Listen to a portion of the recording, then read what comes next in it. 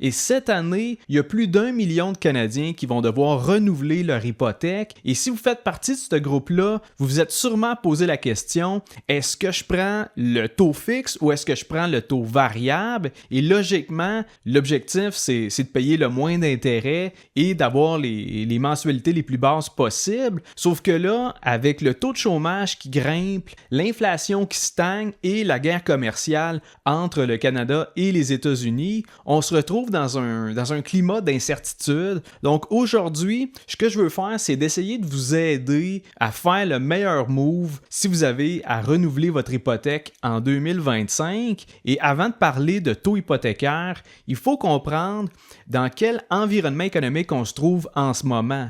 Et le taux de chômage au Canada, il est rendu à 6,9 % et au Québec, on est à 6 % et ça, c'est un signe que l'économie, elle commence à ralentir et le taux de chômage, il faut comprendre que c'est un indicateur retardataire, dans le sens que la majorité des compagnies, ils vont couper l'embauche et ils vont faire des mises à pied quand les ventes commencent à diminuer et pas avant. Autrement dit, les entreprises réagissent au ralentissement économique. Ce qui veut dire que le taux de chômage, c'est une donnée qui est toujours en retard par rapport à la santé de l'économie. Et à titre de référence, la dernière fois que le taux de chômage a dépassé 7 % au Canada, c'était en 2016. Et pour vous mettre un peu dans le contexte, en 2015, on avait connu une contraction économique due au fait qu'il y avait l'effondrement du prix du baril de pétrole brut. Notre économie dépend beaucoup du secteur de l'énergie. Et techniquement, c'était pas une récession, mais ça a quand même affecté le marché du travail canadien.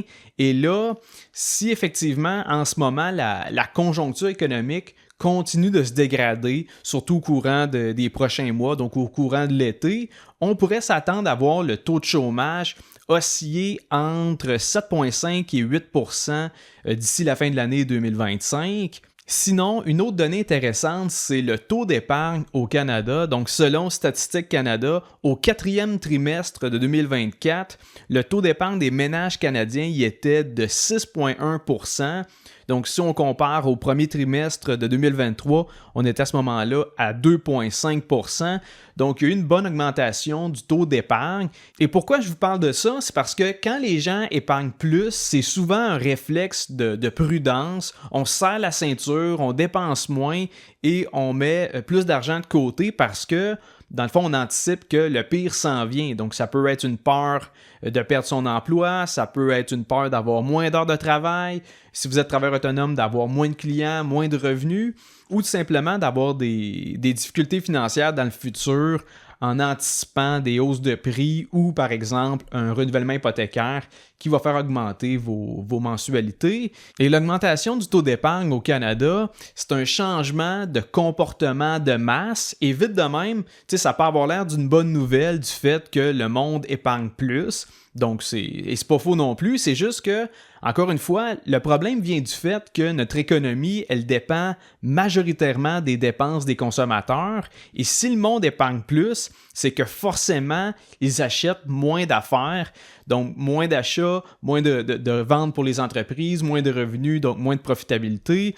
Et historiquement, ce changement de comportement-là, ça précède souvent des récessions économiques. Autrement dit, l'augmentation du taux d'épargne depuis le début de l'année 2024, ça pourrait indiquer que les Canadiens sont déjà en train de passer en mode défensif et de mettre un peu le frein sur leurs dépenses non essentielles. Encore là, je suis en train d'extrapoler sur le taux d'épargne des ménages canadiens, donc il ne faut pas virer fou avec ça non plus. C'est juste qu'en même temps, il y a des craintes vis-à-vis un regain de l'inflation. Donc en mars, on parle d'une hausse annuelle de 2,3 %.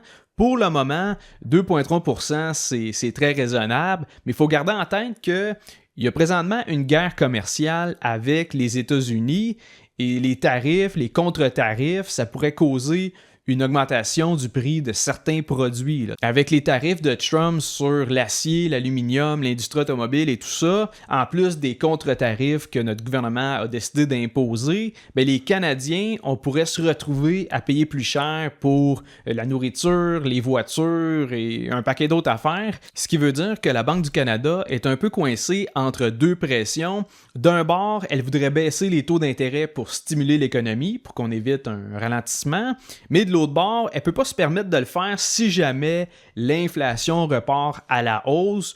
Donc, ce qu'on a devant nous, c'est un scénario ultra incertain et on ne peut même pas mettre de côté la possibilité d'une période de stagflation, c'est-à-dire une économie qui stagne ou qui ralentit, combiné avec une hausse généralisée des prix des biens et services. Et dans ce contexte-là, c'est sûr que votre choix hypothécaire, ben, ça prend une toute autre importance. Et si on tombe dans le vif du sujet avec les taux hypothécaires, premièrement, il faut comprendre d'où viennent les taux d'intérêt et c'est quoi la différence entre les taux fixes et les taux variables. Donc, le taux fixe, lui, dépend des anticipations du marché obligataire. Autrement dit, ce sont le taux des obligations gouvernementales sur 5 ans qui influencent le taux fixe. Donc, si les investisseurs pensent que l'inflation s'en vient, ils vont vendre leurs obligations, ce qui va faire baisser leur prix et conséquemment monter leur rendement. Là, quand je dis rendement, c'est l'équivalent de taux. Là. Rendement, taux des obligations, c'est la même chose.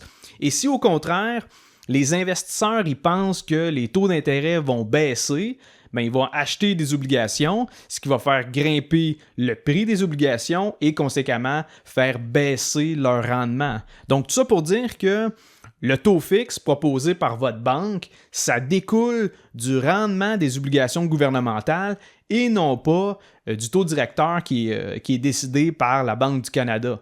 Donc, en date d'aujourd'hui, les taux fixes sur un terme de 5 ans, c'est dans les environs de 4,2 à 4,4 %. Sinon, si on regarde du côté du taux variable, ben là, c'est complètement différent. C'est-à-dire que le taux variable, lui, est directement lié avec le taux préférentiel des banques et le taux préférentiel, lui, fluctue en fonction du taux directeur de la Banque centrale du pays, donc dans notre cas, la Banque du Canada. En d'autres mots, quand la Banque du Canada baisse son taux directeur, ça diminue le taux variable qui est offert par les institutions financières et en ce moment, on peut trouver du variable autour d'environ 4,5 % sur un terme de 5 ans. Et évidemment, le taux d'intérêt ne sera pas le même si votre prêt est assuré ou non.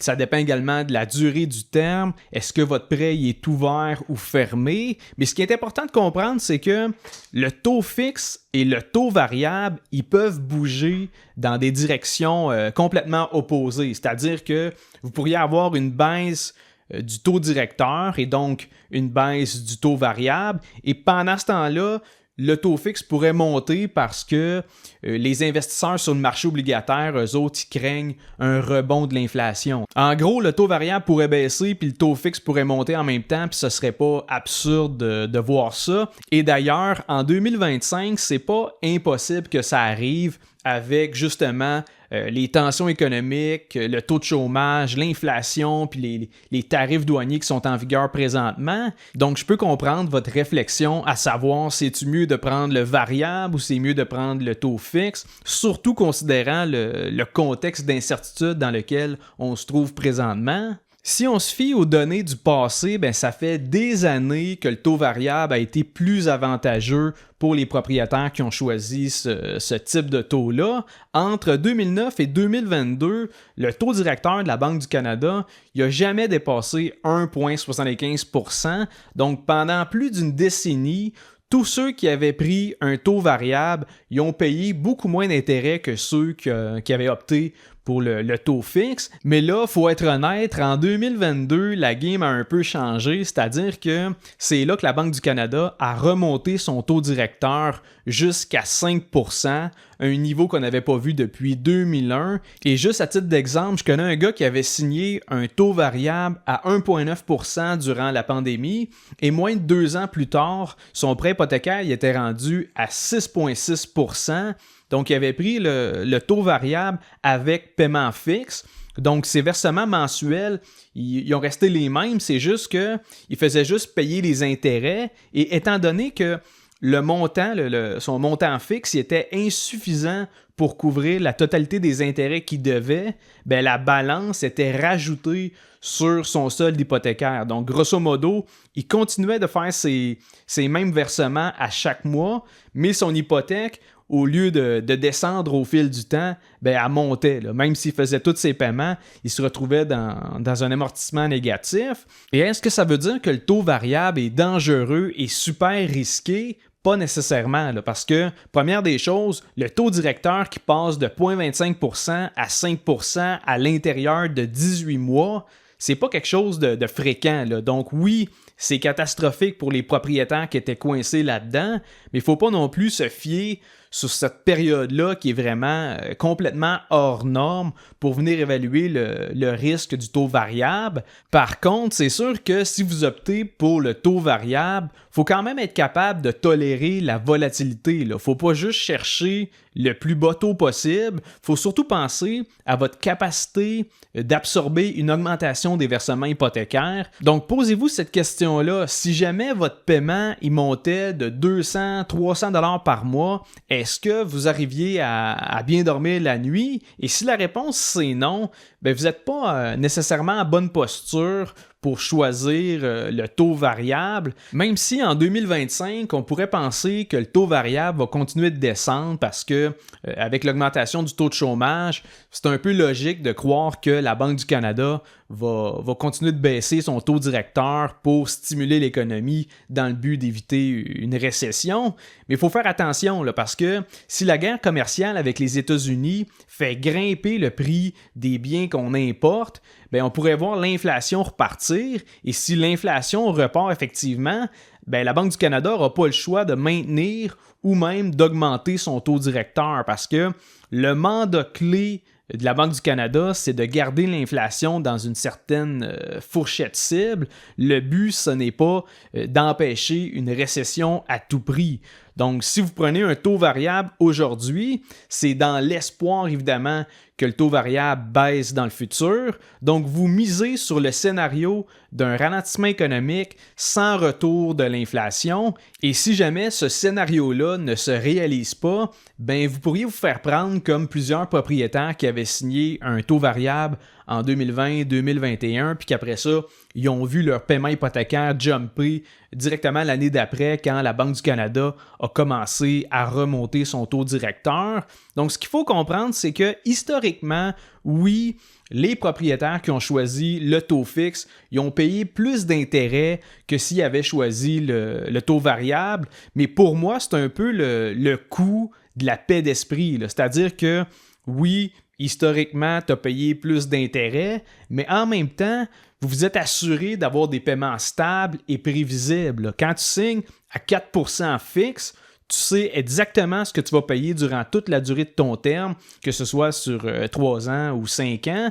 Par contre, la petite parenthèse, ce qu'il faut savoir, c'est que si vous optez pour un taux variable, vous n'êtes pas pris avec du variable pour toujours non plus. Là. Ce que je veux dire par là, c'est que la majorité des institutions financières, ils vont vous donner le droit de convertir votre taux variable en taux fixe sans devoir payer de pénalités. Donc, si vous prenez du variable maintenant et que finalement, les perspectives économiques semblent indiquer que finalement, la Banque du Canada pourrait maintenir ou monter son taux directeur, bien, vous pouvez sécuriser en tout temps vos paiements hypothécaires en convertissant vers un taux fixe. Et là, attention quand même, là, si vous gelez votre taux plus tard, il y a quand même de bonnes chances que vous auriez mieux fait d'opter pour le taux fixe initialement.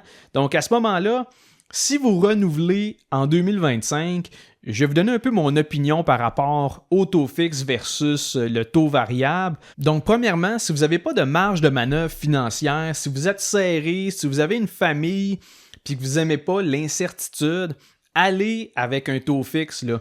Peut-être que tu vas payer un peu plus d'intérêt sur le long terme, mais tu n'auras jamais de mauvaise surprise avec tes versements hypothécaires.